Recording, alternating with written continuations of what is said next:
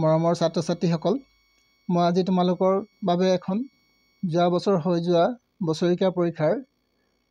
অংকৰ বিষয়ে তোমালোকৰ এখন প্ৰশ্ন পেপাৰ ভিডিঅ' আকাৰে দিবলৈ গৈছোঁ। গতিকে তোমালোকে ভিডিঅ'টো মন দি চাবা আৰু ইয়াৰ প্ৰশ্নবিলাক যদি তোমালোকে কৰিব পাৰা নিশ্চয় তোমালোকে 2024 বৰ্ষত ভাল নম্বৰ আনিবলৈ সক্ষম হ'বা। গতিকে এতিয়া তোমালোকে প্ৰশ্ন পেপাৰখন চাই যোৱা। প্ৰশ্ন পেপাৰখন মই তোমালোকক দেখুৱাইছোঁ 2024 বৰ্ষৰ হয় আৰু তোমালোকৰ ইয়াত টোটেল মাৰ্কছ থাকিব 90 নম্বৰ আৰু 5 মাৰ্ক তোমালোকৰ 27 আৰু তোমালোকৰ সময় থাকিব 3 ঘণ্টা। গতিকে প্ৰশ্ন পেপাৰখন এতিয়া মই তোমালোকক আলোচনা কৰি যাম। গতিকে তোমালোকে ভালদৰে মন কৰিবা।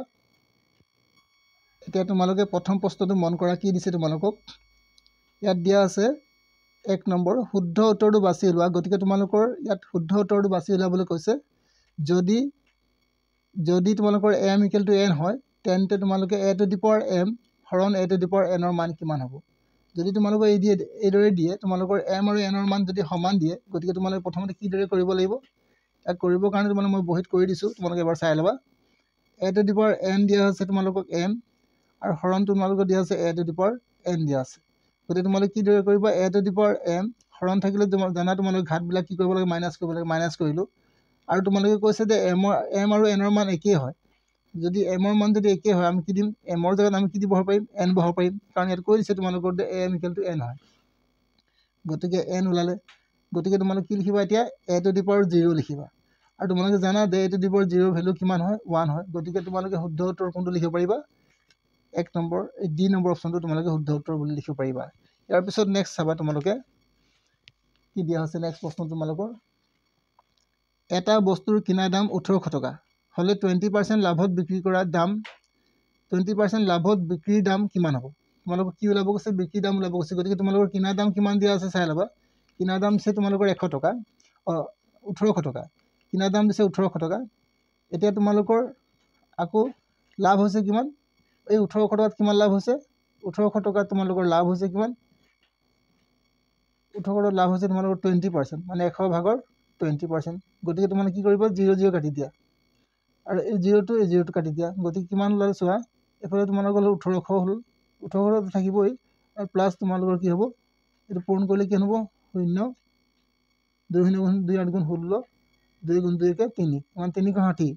কিমান ওলাল, 360 লগত যদি তুমি 1800 যোগ কৰি দিয়া 2100 কি হ'ব, 60 টকা হ'ব। গতিকে তোমালোকৰ শুদ্ধ উত্তৰ কি হ'ব, 2160 টকা। যদি 2160 টকা আছে তোমালোকে অপশ্যন লিখিব পাৰিবা। এইটো আছে তোমালোকৰ ডি অপশ্যনত আছে। ইয়াৰ পিছত নেক্সট প্ৰশ্নলৈ যাবা। কি দিছে তোমালোকক, 49%ৰ ভগ্নাংশত 49% মানে শতাংশৰ ভগ্নাংশত প্ৰকাশ কৰা। ভগ্নাংশত প্ৰকাশ কৰিলে কি হ'ব তোমালোকৰ ভালদৰে চোৱা। 49% এনেকৈ দিয়া আছে। গতিকে তোমালোকে ভগ্নাংশত যদি প্ৰকাশ কৰা কি লিখিবা, সদায় 100 ভাগৰ কি দিবা, 49 দিবা। যদি 100 ভাগৰ 49 আছে তোমালোকৰ, তেতিয়া শুদ্ধ উত্তৰ সেইটোৱে হ'ব। গতিকে 100 ভাগৰ 49 আছে নিশ্চয়। গতিকে তোমালোকে কোনটো লিখিবা, অপশ্যনটো ডি নম্বৰ অপশ্যনটো লিখিবা। ইয়াৰ পিছত তোমালোকে নেক্সট 4 নম্বৰ প্ৰশ্নটো চাবা। 4 নম্বৰ প্ৰশ্নটো দিছে, যিকোনো দুটা পৰিমেয় সংখ্যাৰ যোগফল কি হ'ব। যদি দুটা পৰিমেয় সংখ্যা যোগ কৰোঁ, দুটা পৰিমেয় সংখ্যা যোগ কৰিলে কি সংখ্যা পোৱা যায়। ইয়াত দিছে তোমালোকে উত্তৰ দিছে পৰিমেয় সংখ্যা, অপৰিমেয় সংখ্যা, অখণ্ড সংখ্যা আৰু কেতিয়াবা পৰিমেয় আৰু কেতিয়াবা অপৰিমেয় সংখ্যা হ'ব পাৰে। মনত ৰাখিবা কি দিছে তোমালোকৰ অপশ্যন। যিকোনো দুটা পৰিমেয় সংখ্যা যোগ কৰিলে, পৰিমেয় সংখ্যা যোগ কৰিলে কি হ'ব পাৰে চোৱা। পৰিমেয় সংখ্যা মই তোমাক উদাহৰণ দিছোঁ, দুটা পৰিমেয় সংখ্যা লোৱা। এটা পৰিমেয় সংখ্যা হ'লে তোমালোকৰ 2 লোৱা, এটা লোৱা তোমালোকে 3, বা এটা পৰিমেয় সংখ্যা তুমি -1 লোৱা, এটা +2 লোৱা। এইদৰে কৰা, যোগ কৰিলে কি হ'ব, 5 হ'ব আৰু এইফালে তোমালোকৰ কি হ'ব, 1 হ'ব। মানে কি ওলালে চোৱা, দুটা পৰিমেয় সংখ্যা যোগ কৰিলোঁ তো আমি কি পালোঁ, পৰিমেয় সংখ্যা পালোঁ।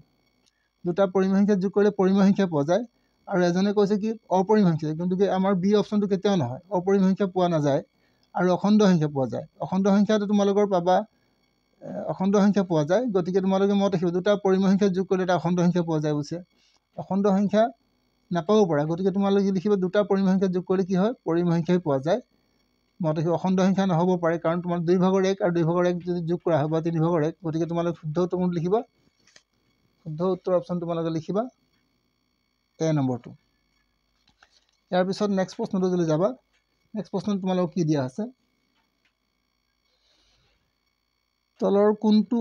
সংখ্যা পৰিমেয়, তলৰ কোনটো সংখ্যা পৰিমেয়। মনত ৰাখিবা, এইটো 1/2, এইটো এটা পৰিমেয় সংখ্যা তলৰ কোনটো অপৰিমেয় বুলিছে গতিকে এইটো 1/2 টো এটা পৰিমেয় হয় আৰু এইটো তোমালোকৰ √7 কেনসেল কৰিলে এইটো 7/2 হ'ব এইটো তোমালোকৰ পৰিমেয় হয় এইটো তোমালোকৰ এইটো কেনসেল যাব গতিকে এইটো থাকিব 3 গতিকে এইটো পৰিমেয় সংখ্যা কোনটো অপৰিমেয় সংখ্যা হ'ব বুলি পাই এটা আমি জানো যে অপৰিমেয় সংখ্যা হয় গতিকে পাইৰ লগত 2 পূৰণ হৈছে গতিকে এইটো এটা কি হ'ব অপৰিমেয় সংখ্যা হ'ব ইয়াৰ পিছত তোমালোকে নেক্সট 6 নম্বৰ প্ৰশ্ন চাবা 6 নম্বৰ প্ৰশ্ন কি দিছে 5x³ + 4x² + 7x + 5 বহুপদটোৰ মাত্ৰা হ'ব মাত্ৰা কিমান হ'ব যদি তোমালোকৰ মাত্ৰা উলিয়াবলৈ কয় তেতিয়া তোমালোকে এটা কথা মন কৰিব লাগিব এই বহুপদ ৰাশিটোৰ সৰ্বোচ্চ ঘাত কিমান আছে ডাঙৰ ঘাত কিমান আছে তোমালোকৰ কিউব আছে গতিকে ইয়াৰ মাত্ৰা হ'ব তোমালোকৰ 3 হ'ব গতিকে তোমালোকে অপচন কি লিখিবা এ নম্বৰটো শুদ্ধ উত্তৰ লিখিবা ইয়াৰ পিছত তোমালোকে কি কৰিব কৈছে px = ax + b বহুপদটোৰ শূন্য হ'ব কিমান মানে x ৰ মান উলিয়াব কৈছে গতিকে তোমালোকে কি দৰে কৰিবা এতিয়া চোৱা এতিয়া কৰিব কাৰণে তোমালোকে কি দৰে কৰিব লাগিব প্ৰথমতে লিখিবা কি px মানে ax + b = কি তোমালোকে ডাইৰেক্ট 0 দি দিবা আৰু কি কৰিবা এতিয়া ইয়াত দিবা ax = মাইনাস কি দিবা এইটো b দিবা আৰু এতিয়া কি হ'ব তোমালোকৰ চোৱা এটাকে x ৰ মান উলাব গৈছে গতিকে দিবা -b/a হ'ব গতিকে শুদ্ধ উত্তৰ কি হ'ব -b/a যদি তোমালোকৰ -b/a আছে গতিকে তোমালোকে হেতু লিখিবা কাৰেক্ট আনসাৰ -b/a কি হ'ব -b/a টো কাৰেক্ট আনসাৰ হ'ব ইয়াৰ পিছত তোমালোকৰ নেক্সট প্ৰশ্ন দিছে কিমান y অক্ষত থকা বিন্দুটোৰ আৰ্হি কিমান হ'ব y অক্ষত থকা বিন্দুটোৰ আৰ্হি যদি যেটো y অক্ষত থাকে যদি তোমাৰ এটা গ্ৰাফ এটা বনালা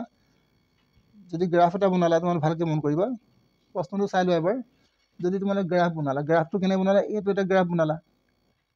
এইটো তোমালোকৰ y অক্ষত যদি থাকে তেতিয়াহলে আমাৰ কি হ'ব x ৰ মান কি হ'ব 0 হ'ব আৰু y মানটো কিবা মান থাকিব গতিকে x ৰ মান আমাৰ কি হ'ব 0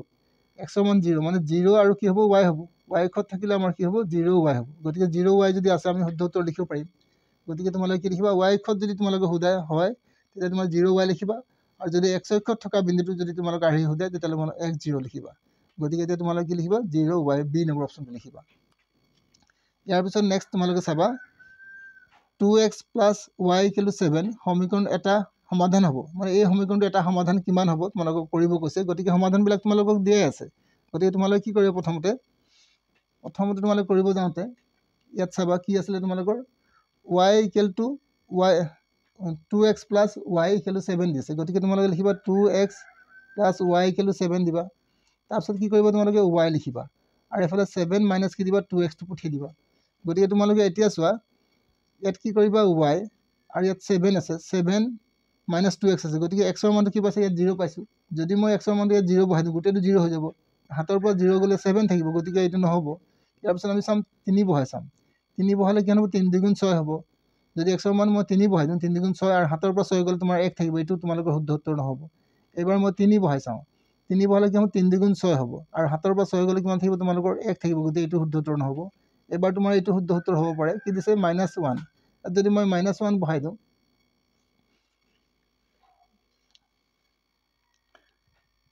আকৌ এবাৰ চাবা তোমালোকে মই 7 দিলো আৰু মাইনাস কি দিলো ইয়াত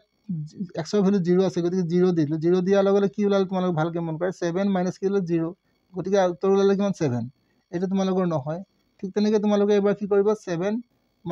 2 * ইয়াত 3 দি দিয়া 3 দি দিলে তোমালোকে 7 মাইনাস কি হ'ব 6 গতিকে তোমালোকৰ এইটো কি হ'ব 1 হ'ব এটা আনসাৰ নাই y ভ্যালু 1 নাই ঠিক তেনেকৈ তোমালোকে এবাৰ 3 দি দিয়া x ৰ ভ্যালু 3 দিলে কিমান হ'ব 1 ওলাব এটোটো নহব তেতিয়ালে এবাৰ তোমালোকে কি কৰিবা লাষ্টটো চাবা x ৰ মানটো কিমান আছে তোমালোকৰ 5 দিছে গতিকে x ৰ মানটো 5 বহাই দিয়া কি দিছে এফালে y = কি পালো আমি 7 - 2x গতিকে তোমালোকে x ৰ মানটো যে 7 - 2 আৰু ইয়াৰ মানটো কি পালা তোমালোকে 5 পালা কি পালা 5 যদি 5 বহাই দিও x ৰ মান যদি 5 বহাই দিও কি হ'ব 7 - 2 5 × 10 গতিকে কিমান হ'ব -3 ওলাব গতিকে ইয়াতো এটা উত্তৰ নিমিলিলে গতিকে তোমালোকে এটা কথা মনত ৰাখিবা ইয়াৰ যদি তোমালোকৰ প্ৰশ্ন দিলে এই প্ৰশ্নটোৰ উত্তৰ তোমালোকৰ কতো শুদ্ধ উত্তৰ দিয়া নাই এটাটো শুদ্ধ উত্তৰ নহব গতিকে তোমালোকে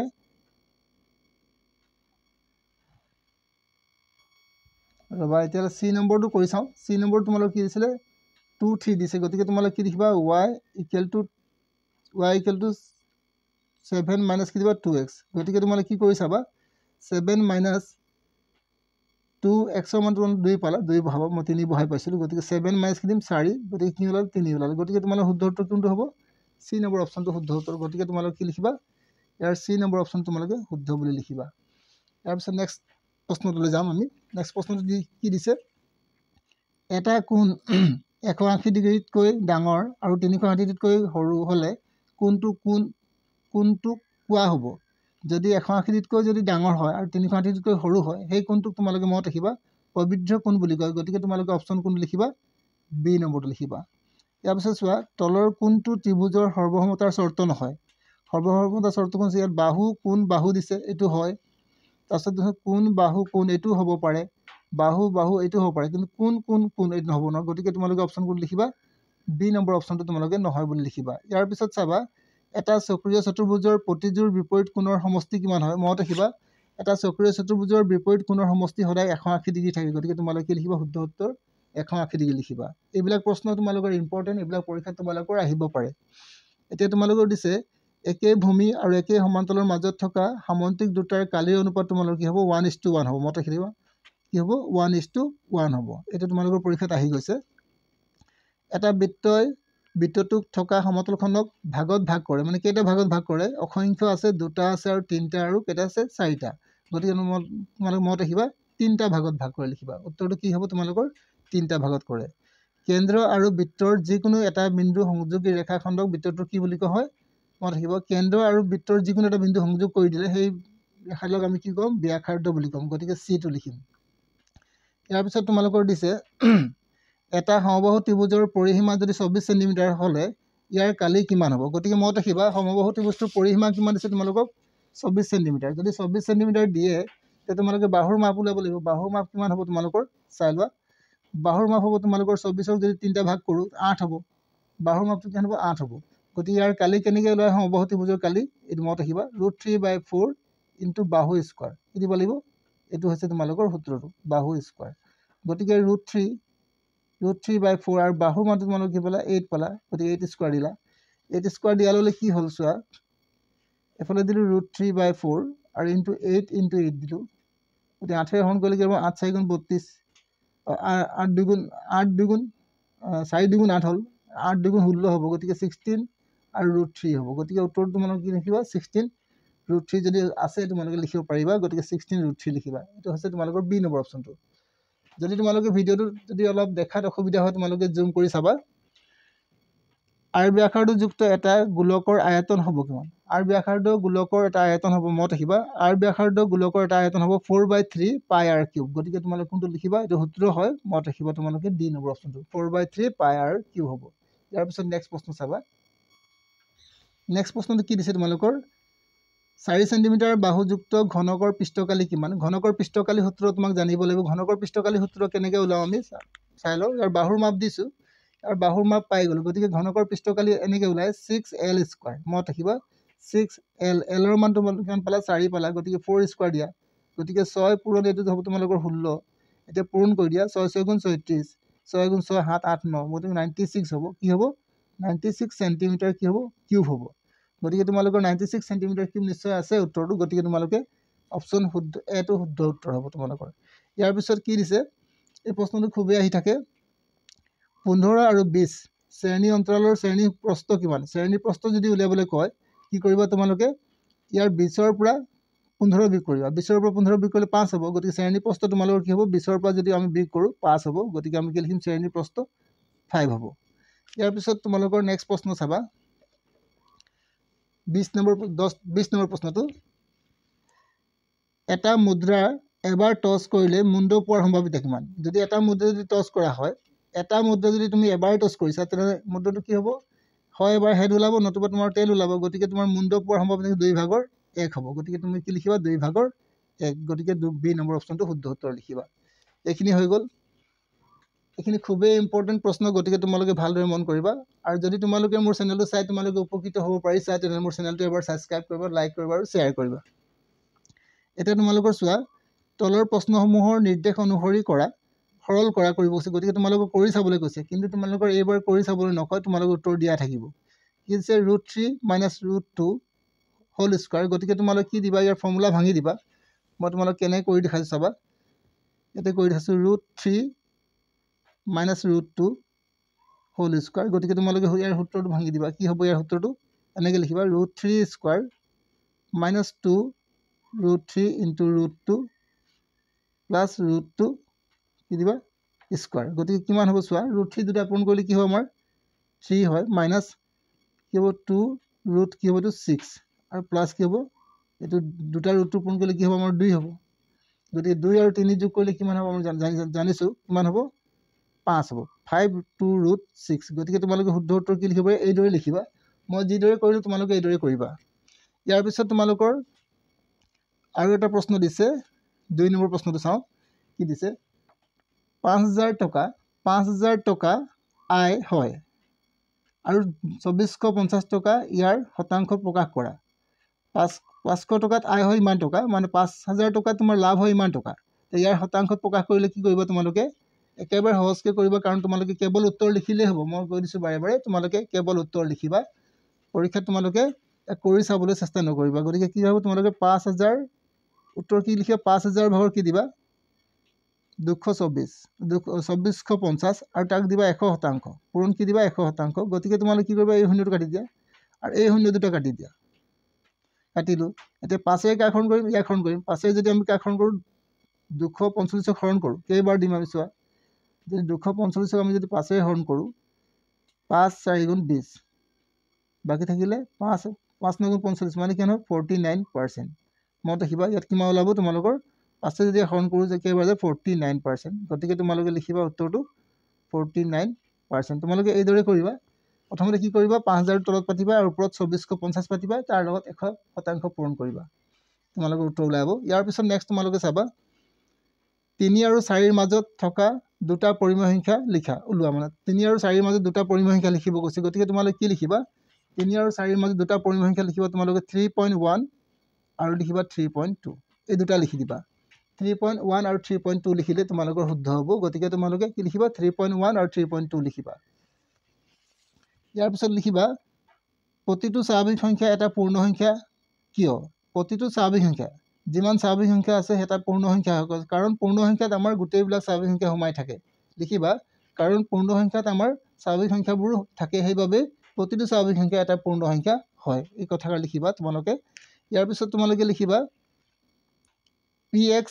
= x + 5 বহুপদটোৰ শূন্য নিৰ্ণয় কৰা মানে ইয়াৰ শূন্য মান ওলাব কৈছে গতিকে তোমালোকে কি কৰিবা এবাৰ চাই লোৱা px ইয়াত লিখিবা px = x + 5 ইয়াৰ শূন্য নিৰ্ণয় কৰিব কৈছে গতিকে তোমালোকে কি লিখিবা x + 5 = px ৰ ভ্যালু তোমালোকে 0 ধৰি ল'বা 0 ধৰি ল'লে কি হ'ব তোমাৰ x = -5 গতিকে ইয়াৰ শূন্যৰ মান হ'ব -5 লিখিবা কি হ'ব শূন্যৰ মান তোমালোকে -5 লিখিব পাৰিবা নিশ্চয় তোমালোকে দেখি পাইছা নিশ্চয় তাৰ পিছত কি দিছে 2 - x² + x³ বহুপদটোৰ x² সহগ কিমান x² সহগ মানে x ৰ লগত কি সংখ্যা লাগি আছে সেই সংখ্যাটো ইয়াৰ সহগ হ'ব গতিকে x ৰ লগত কি লাগি আছে আমাৰ মই আনসাৰ তোমালোকে ইয়াতে লিখি দিছোঁ x² সহগ হ'ব তোমালোকৰ -1 ইয়াত কি লিখিবা উত্তৰটো -1 ইয়াৰ পিছত নেক্সট তোমালোকক দিছে কি x + y আৰু x - y ইয়াৰ মান কিমান হ'ব গতিকে তোমালোকে লিখিবা এইটো x² - y মই কিতাপতে লিখি প্ৰশ্ন পেপাৰখনতে লিখি দিছোঁ আৰু আখৰবিলাক খুব সৰু হোৱাৰ কাৰণে তোমালোকৰ অলপ অসুবিধা হ'ব পাৰে গতিকে তোমালোকে জুম কৰি চাবলৈ নাপাহৰিবা এইবাৰ দিছে তোমালোকক চোৱা কাৰ্টীয় সমতলত থকা বিন্দু এটাৰ অৱস্থা নিৰ্ণয় কৰিবলৈ অনুভূমিক আৰু উলম্বভাৱে অংকন কৰা ৰেখাডালৰ নাম কি মনত ৰাখিবা কাৰ্টীয় সমতলত থকা বিন্দু এটাৰ অৱস্থা নিৰ্ণয় কৰিবলৈ অনুভূমিক আৰু উলম্বভাৱে অংকন কৰা ৰেখাডালৰ নাম হৈছে তোমালোকে লিখিবা x অক্ষ আৰু y অক্ষ লিখিবা কি লিখিবা x অক্ষ x আৰু y কি দিবা x আৰু y অক্ষ লিখিবা কি লিখিবা x আৰু y অক্ষ ইয়াৰ পিছত নেক্সট তোমালোকে কি কৰিবা 4 - 9 4,9 ভুজ কিমান ভুজ যদি তোমালোকে সোধে ভুজ তোমালোকে সদায় x ৰ মানটো লিখিবা x ৰ মানটোক আমি ভুজ বুলি কওঁ আৰু y মানটোক কি বুলি কওঁ কোটি বুলি কওঁ গতিকে ভুজ তোমালোকৰ কি হ'ব 4 হ'ব ভুজ তোমালোকৰ 4 হ'ব ইয়াৰ পিছত তোমালোকে চাবা 2x = -5y সমীকৰণক ax + by + c = 0 আৰ্হিত প্ৰকাশ কৰা গতিকে তোমালোকে কি কৰিবা প্ৰথমতে লিখিবা 2x আৰু ইকুৱেল কি আছিল তোমালোকৰ 5y -5y আছিলে গতিকে তোমালোকে এইদৰে কৰিবা চোৱা 2x মাইনাছটো এইফালে আহি যাব +5y হ'ব আৰু ইকুৱেল কি দিবা 0 দিবা এতিয়া তোমালোকে কি কৰিবা চোৱা 2x + 5y আৰু ইয়াত প্লাছ কি দিবা 0 × c = 0 এনেকৈ দিব পাৰিবা তোমালোকে বা এইটো লিখিলেও তোমালোকৰ শুদ্ধ হ'ব গতিকে যিকোনো এটা লিখিলে হ'ব এইদৰে লিখিলে হ'ব মানে এই -5 টো সমান চিন এফালে লৈ আহিবা এইটোকে লিখিলে হ'ব তোমালোকে কোনটো লিখিলে হ'ব 2x + 5y = 0 লিখিবা ইয়াৰ পিছত তোমালোকক নেক্সট 9 নম্বৰ প্ৰশ্নটো কি দিছে ভালকৈ মন কৰিবা p আৰু q কোন দুটা সম্পূৰক যদি এই কোন দুটা যদি যোগ কৰিলে সম্পূৰক মানে 180 ডিগ্ৰী হ'ব তেলে p কোণটো যদি তোমালোকৰ 120 ডিগ্ৰী হয় তেনে q কোণৰ মান ওলাব আছে গতিকে মত ৰাখিবা যদি দুটা কোণৰ মাপ যদি যোগ কৰোতে 120 ডিগ্ৰী হয় মানে সম্পূৰক কোণ যদি 180 ডিগ্ৰী হয় তেতিয়াহ'লে তোমালোকৰ q কোণটোৰ মান ওলাব 180 ডিগ্ৰীৰ পৰা 120 ডিগ্ৰী মাইনাছ কৰিবা মানে 180 ডিগ্ৰীৰ পৰা যদি 120 ডিগ্ৰী মাইনাছ কৰা তেতিয়া তোমালোকৰ কিমান হ'ব 60 ডিগ্ৰী হ'ব উত্তৰটো কি হ'ব তোমালোকৰ 60 ডিগ্ৰী হ'ব এইটো মই ইয়াতে লিখি দিছোঁ 60 ডিগ্ৰী ইয়াৰ পিছত চাবা এটা ত্ৰিভুজৰ প্ৰতিটো কোণ যদি 60 ডিগ্ৰী হ'লে ত্ৰিভুজটোৰ প্ৰকাৰ কি হ'ব যদি এটা ত্ৰিভুজৰ প্ৰতিটো কোণ 60 ডিগ্ৰী হয় সেই ত্ৰিভুজটোক আমি কি বুলি কওঁ সমবাহু ত্ৰিভুজ বুলি কওঁ মনত ৰাখিবা সেই ত্ৰিভুজটোক আমি কি বুলি কওঁ সমবাহু ত্ৰিভুজ বুলি কওঁ মই বাৰে বাৰে কৈছোঁ তোমালোকে মনত ৰাখিবা ইয়াৰ পিছত চোৱা ত্ৰিভুজ ABC ত এটা সমদ্বিবাহু ত্ৰিভুজ য'ত তোমালোকৰ A কোণটো কিমান দিছে 90 ডিগ্ৰী তেনে B কোণৰ মাপ কিমান হ'ব ওলাব গৈছে যদি মনত ৰাখিবা এটা কোণৰ মাপ 90 ডিগ্ৰী হয় তো বাকি কোণ দুটা তোমালোকৰ কি হ'ব যোগ কৰিলে 90 ডিগ্ৰী হ'ব লাগিব আৰু দুটা যদি 90 ডিগ্ৰী হয় আৰু সেই কোণ দুটা আমাৰ সমান হ'ব কাৰণ সমদ্বিবাহু ত্ৰিভুজত এটা দুটা কোণ সমান থাকে গতিকে B কোণৰ মাপ তোমালোকৰ কিমান হ'ব ইয়াৰ আনসাৰ লিখিবা তোমালোকে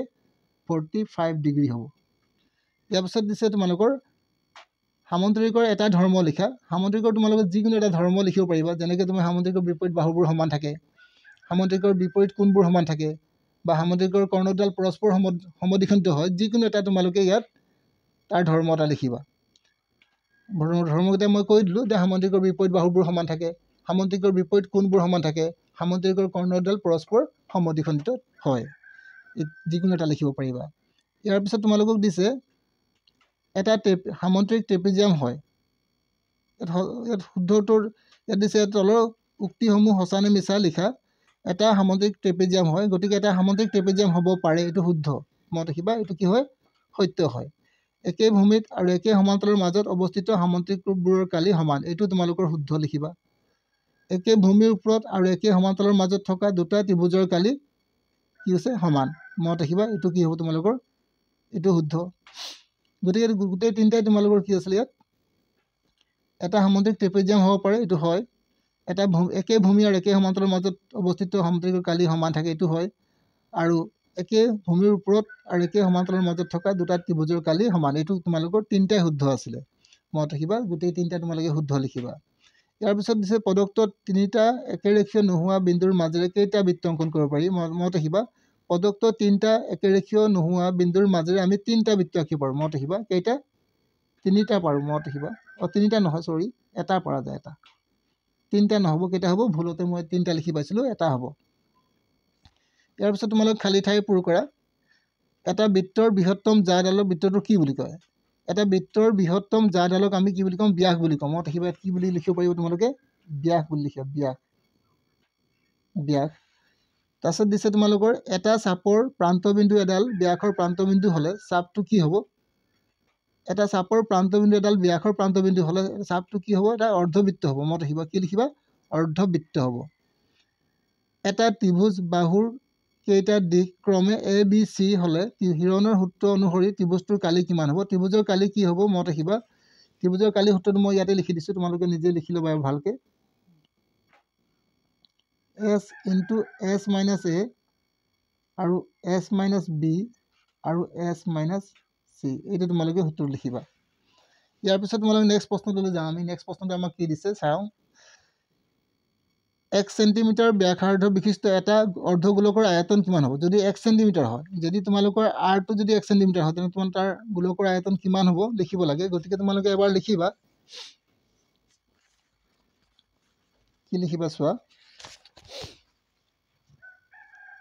1 সেণ্টিমিটাৰ গতিকে অৰ্ধগোলকৰ আয়তন কি থাকে 2/3 থাকে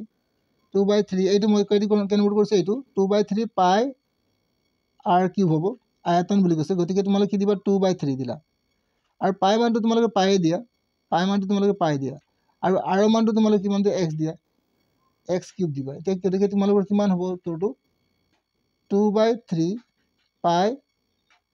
পাই আৰু x কিউব লিখি দিবা এইটো হৈ গ'ল উত্তৰটো তোমালোকে লিখিবা এইদৰে লিখিলেও হ'ব ইয়াৰ পিছত তোমালোকে নেক্সট 20 নম্বৰ প্ৰশ্নটো চাবা 20 নম্বৰ প্ৰশ্ন কি দিছে এটা লম্ব বৃত্তাকাৰ শংকুৰ ব্যাসাৰ্ধ যদি তোমালোকৰ কি হয় r হয় আৰু উচ্চতা যদি তোমালোকৰ h হয় তেন্তে ইয়াৰ আয়তন কিমান হ'ব শংকুৰ আয়তনৰ সূত্ৰ মত আহিবা শংকুৰ আয়তনৰ সূত্ৰটো হৈছে 1/3 মত আহিবা 1/3 পাই r স্কয়াৰ h গতিকে তোমালোকে 1/3 লিখিলা পাই লিখিলা আৰু r ব্যাসাৰ্ধ তোমাৰ r আছে গতিকে h to h আছে গতিকে তোমালোকে এইটোৱে লিখি দিলে হ'ব শুদ্ধ উত্তৰ কোনটো লিখিবা 1/3 পাই r স্কয়াৰ h মই ইয়াত এবাৰ লিখি দিছো পাৰিলে লিখিবা তোমালোক 1/3 পাই r স্কয়াৰ h মই প্ৰশ্ন পেপাৰখন এবাৰ লিখি দিছো ইয়াৰ পিছত তোমালোকৰ 19 নম্বৰ 20 নম্বৰ প্ৰশ্নটো হৈ গ'ল এবাৰ 21 নম্বৰ প্ৰশ্ন চাবা কি বুলি কৈছে 10 গৰাকী ছাত্ৰ ছাত্ৰীয়ে তলত দিয়া ধৰণে গণিতৰ নম্বৰ লাভ কৰিছে ইয়াৰ পৰা কি ওলাব কৈছে তোমালোকৰ এই তথ্যৰ পৰিহৰ মানে কি সবতকৈ ডাঙৰ সংখ্যা ইয়াত কি আছে চাবা সবতকৈ ডাঙৰ সংখ্যা তোমালোকৰ 95 আছে গতিকে তোমালোকে 95 লিখিবা আৰু সবতকৈ সৰু সংখ্যা কি আছে তোমালোকৰ চাই লোৱা 95 টো ডাঙৰ আছিল আৰু সৰু সংখ্যা তোমালোকৰ কি আছিল 25 আছিল গতিকে 95 ৰ যদি তোমালোকে 25 মাইনাস কৰি দিয়া মাইনাস কৰিলে কিমান হ'ব এইবোৰ 5 ৰ 5 গলে 0 থাকিলে এফালে তোমাৰ থাকিলে কিমান 9 9 ৰ পৰা 2 গলে 7 মানে পৰিহৰ তোমালোকৰ 70 হ'ব মত দেখিবা ইয়াৰ পৰিহৰ হ'ব তোমালোকৰ 70 মানে 70 হ'ব দণ্ডলেখ আৰু স্তম্ভলেখৰ এটা পাৰ্থক্য লিখা দণ্ডলেখ বিলাক কি হয় একেলগে অকা হয় মানে এক লগালগকৈ অকা হয় আৰু দণ্ডলেখ বিলাক বেলেগ বেলেগকৈ অকা হয় বেলেগ বেলেগকৈ অকা হয় আৰু স্তম্ভলেখ বিলাক একেলগে অকা হয় মত দেখিবা দণ্ডলেখ বিলাক কিছে অলপ দূৰে দূৰে থাকে দণ্ডলেখ বিলাক অলপ দূৰে দূৰে থাকে কিন্তু স্তম্ভলেখ বিলাক লগালগকৈ লাগি থাকে গতিকে তোমালোকে এইটো পাৰ্থক্য লিখিব পাৰিবা আৰু নেক্সট প্ৰশ্ন চাবা তোমালোক কি আছে তাৰ পিছত তোমালোকৰ 3 নম্বৰ প্ৰশ্নখিনি আছে উৎপাদক বিশ্লেষণ কৰা এইখিনি মই তোমালোক এতিয়া কৰাই নিদু কাৰণ এইখিনি অলপ কৰালে বেছি দীঘলীয়া হ'ব গতিকে তোমালোকৰ মই বাকি 1 নম্বৰ প্ৰশ্নবিলাক কৰাই দিছো আৰু যদি তোমালোকে মোক দৰকাৰ হয় তোমালোক যদি প্ৰয়োজন হয় এইখিনি অংক তোমালোকক লাগে তেতে তোমালোকে মোক কমেন্টত জনাবা মই নিশ্চয় তোমালোকক নেক্সট ভিডিঅ'ত কৰি দিবলৈ সহায় কৰিব চেষ্টা কৰিম আৰু এইখিনি তোমালোকে এতিয়া প্ৰশ্নখিনি চাই লোৱা এবাৰ প্ৰশ্নখিনি এইখিনি তোমালোকৰ প্ৰশ্ন আহিছিল গতিকে মই তোমালোকক এইখিনি কৰাই দিব এতিয়া নকৰাও ইয়াৰ নেক্সট ভিডিঅ'ত মই লাগিলে তোমালোকক কৰাই দিম যদি তোমালোকক লাগে তেতে মোক কমেন্টত জনাবা এইখিনি আছিল তোমালোকৰ বাকি প্ৰশ্নবোৰ গতিকে বহুত ল'ৰা-ছোৱালীৰ প্ৰশ্ন পেপাৰ পোৱা নাই বা বিচাৰি পোৱা নাই গতিকে এইখিনি তেওঁলোকে এবাৰ চাই ল'ব আৰু ঘৰত এইবিলাক যদি প্ৰশ্ন তেওঁলোকে কৰি থাকে পৰীক্ষাত তেওঁলোকে ভাল নম্বৰ পাবলৈ সক্ষম হ'বই